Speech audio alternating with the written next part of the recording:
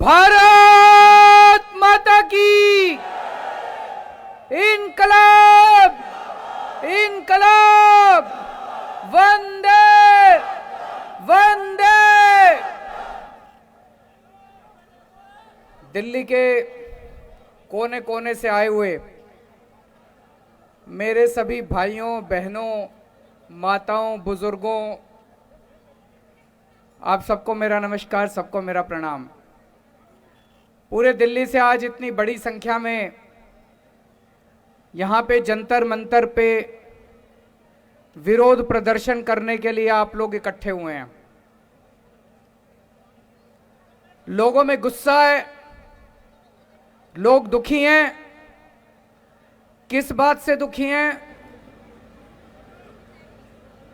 केंद्र की भाजपा सरकार ने संसद में अभी 3 दिन पहले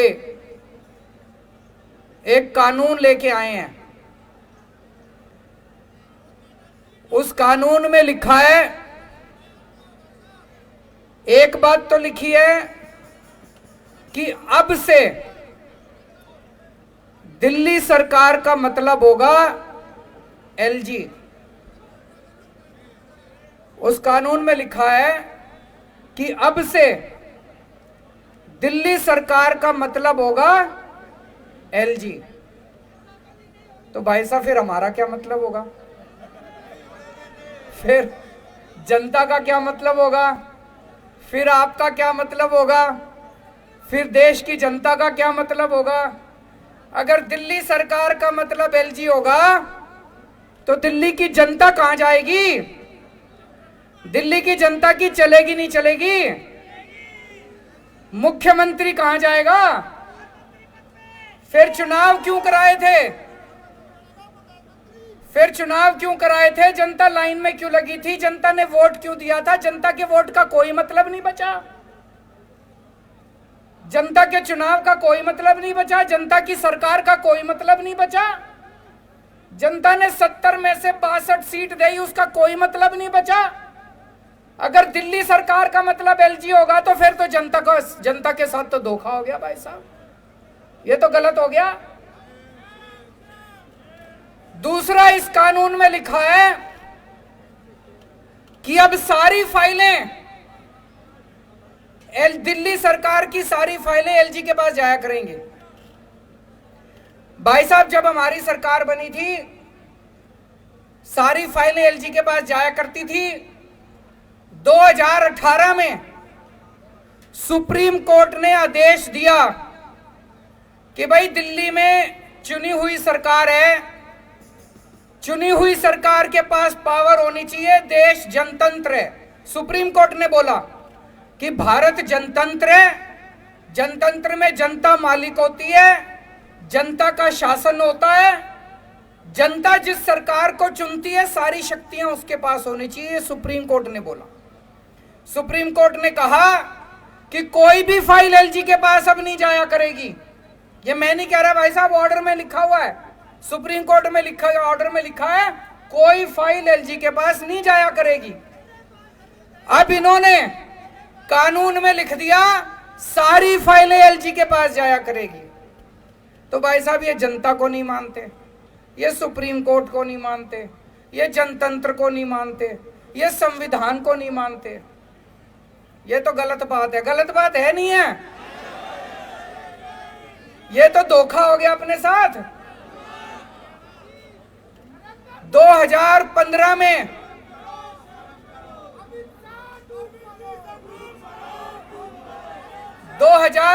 में दिल्ली विधानसभा के चुनाव हुए। जनता ने आम आदमी पार्टी को 70 में से 67 सीट दी। फिर 2020 में चुनाव हुए, जनता ने 70 में से 62 सीट दी। फिर अभी उपचुनाव हुए एमसीडी के, जनता ने एमसीडी के उपचुनाव में बीजेपी को 0 सीट दी। तो भाई साहब, दिल्ली की जनता साफ साफ यही तो कह रही है कि हमको बीजेपी नहीं चाहिए, हमको आम आदमी पार्टी चाहिए। कह रही है नहीं कह रही है कि हमको बीजेपी नहीं चाहिए? हमको आम आदमी पार्टी चाहिए। लेकिन भाई साहब ये चोरी छिपे, ये बदमाशी करके दिल्ली के ऊपर राज करना चाहते हैं। वो कहते हैं ना, एक छोटा बच्चा मैच खेल रहा था, क्रिकेट मैच हार गया, तो उसके बाद क्रिकेट का बल्ला और बॉल लेके दोनों लेके भाग गया।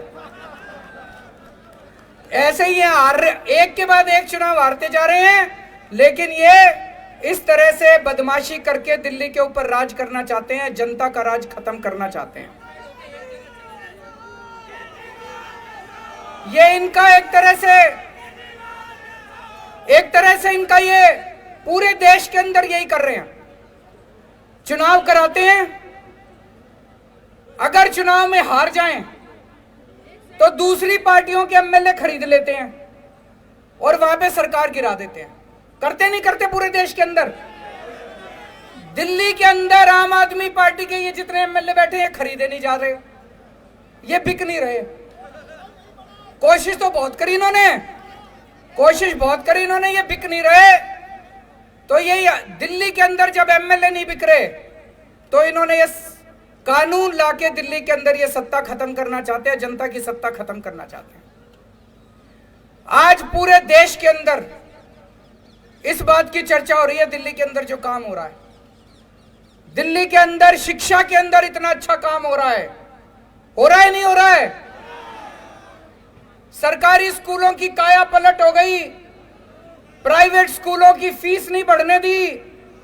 इतने शानदार काम दिल्ली के स्कूलों में हो रहे हैं। ये कानून शिक्षा के अच्छे कामों को बंद करने के लिए बनाया गया है।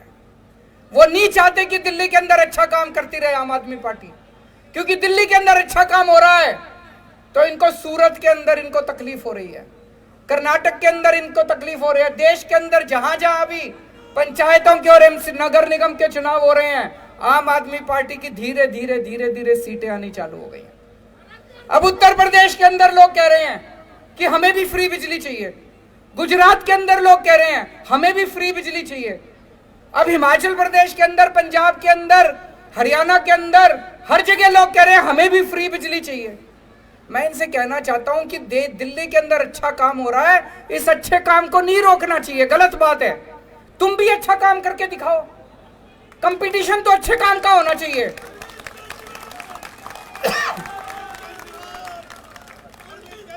अब तुम गुजरात में बिजली फ्री कर दो, देखो हमारी एक भी सीट नहीं आएगी सूरत में, काम तो तुम करोगे नहीं, और दिल्ली में जो अच्छे काम हो रहे हैं उसको भी रोकोगे। ये तो गलत बात है, गलत बात है नहीं है? अगर तुमने वोट चाहिए, तुमको वोट चाहिए, तुम भी अच्छे काम करो। जैसे दिल्ली में आम आदमी पार्टी अच्छे काम कर रही है, तुम भी दूसरी जगह अच्छे काम करो, तुमको भी वोट देंगे लोग। तुम तो करोगे गुंडागर्दी, और दिल्ली में जो अच्छे काम हो रहे हैं वो भी रोकोगे। मैं आपसे पूछना चाहता हूं, असली देशभक्ति क्या होती है? असली देशभक्ति है कि अगर देश के किसी भी कोने में कोई अच्छा काम कर रहा हो, चाहे कोई कर रहा हो, चाहे पक्ष कर रहा हो, विपक्ष कर रहा हो, कोई अच्छा काम कर रहा हो, अगर मैं सच्चा देशभक्त हूं तो मैं उसका साथ दूंगा, नहीं दूंगा। और अगर मैं गद्दार हूं तो उसका काम रोकूंगा मैं। अगर मैं भारत का दुश्मन हूं तो उसका काम रोकूंगा मैं, अच्छे काम को रोकूंगा मैं। ये दिल्ली के अंदर जो अच्छे काम को रोकना चाह रहे हैं ये ठीक नहीं कर रहे, ये देश के साथ सही नहीं कर रहे, देश के साथ, भारत के साथ सही नहीं कर रहे। तो मैं आज दिल्ली की जनता की तरफ से, भारत की जनता की तरफ से केंद्र सरकार को अपील करना चाहता हूं कि आज इतने लोग यहां इकट्ठे हुए हैं, ये तो फिर भी थोड़े ही आए हैं। इससे ये मत आकिए दिल्ली के एक एक आदमी के दिल में। मैं देख रहा था 3-4 दिन से ये टीवी चैनल वाले सारे सर्वे चला रहे हैं, 90% लोग दिल्ली के कह रहे हैं गलत कर रही है केंद्र सरकार। सर्वे में भी आ रहा है। मैंने देखा कुछ पत्रकार सड़क के ऊपर अपना कैमरा लेके घूम रहे थे, सबसे पूछ रहे थे हाँ भाई दिल्ली सरकार किसको चलानी चाहिए, केजरीवाल को चलानी चाहिए कि केंद्र सरकार को? 90% लोग कह रहे थे कि केजरीवाल को चलानी चाहिए, हमने उसको चुना। तो मैं केंद्र सरकार को अपील करना चाहता हूं कि अभी भी इस कानून को वापस ले लो, अभी ये कानून वापस नहीं हुआ, इस कानून को वापस ले लो। जनता की ताकत को मत छीनो, जनता के साथ धोखा मत करो। 1947 में आजाद हुआ था देश, 75 साल हो गए। आज देश अपनी आजादी के 75 साल मना रहा है। इस 75 साल में तुम यही करोगे? इस 75 साल में यही तोहफा दोगे देश को? भगत सिंह फांसी पे क्यों चढ़ा थे? चंद्रशेखर आजाद, भगत सिंह, राजगुरु, अशफाकुल्ला खान, सुभाष चंद्र बोस, बाबा साहब अंबेडकर, उन लोगों ने क्यों कुर्बानी दी थी? उन लोगों ने कुर्बानी दी थी, अंग्रेज जाएंगे, भारत में जनतंत्र होगा, जनता सरकार चुनेगी, वो सरकार जनता के लिए काम करेगी। उन्होंने ये थोड़ी सोचा था आजादी के 75 साल के बाद एक ऐसी सरकार आएगी कि जनता के सारे अधिकार छीन लेगी। तो मैं केंद्र सरकार से अपील करना चाहता हूं कि आजादी के 75 साल के अंदर इस किस्म के काली हरकत मत करो, इस किस्म की गंदी हरकत मत करो, देश के साथ इस किस्म का धोखा मत करो। और मैं दिल्ली की जनता को भरोसा देना चाहता हूं, चिंता मत करना, ये जो मर्जी हमारी शक्तियां छीन ले, ये जो मर्जी कर ले। आपको याद है जब सुप्रीम कोर्ट का आदेश नहीं आया था, सारी फाइलें एलजी के पास जाया करती थी। हम आपके लिए सीसीटीवी कैमरे लगाना चाहते थे पूरी दिल्ली में। एलजी साहब ने 1 साल तक फाइल रोके रखी, सीसीटीवी की। 1 साल तक सीसीटीवी की फाइल रोके रखी। फिर मैं, मनीष सिसोदिया जी, गोपाल राय जी और सतिंदर जैन, हमने एलजी साहब के घर के अंदर जाके धरना कर दिया और आपकी फाइल पास करा के लाए थे।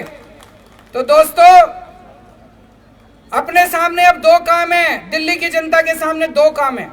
एक, हम ये संघर्ष करते रहेंगे कि जिसके लिए हमारे आजादी के दीवाने लड़े थे, उन्होंने कुर्बानियां दी थी कि सत्ता जनता के हाथ में होनी चाहिए, ये सत्ता वापस जनता के हाथ में लेके रहेंगे। और दूसरा, कोई भी काम नहीं रुकने देंगे। जितने दिल्ली के विकास के काम हैं, सारे विकास के काम होंगे। इसके लिए चाहे मेरे को इनको पैर पकड़ने पड़े और चाहे इनको हाथ पकड़ के थोड़ा सा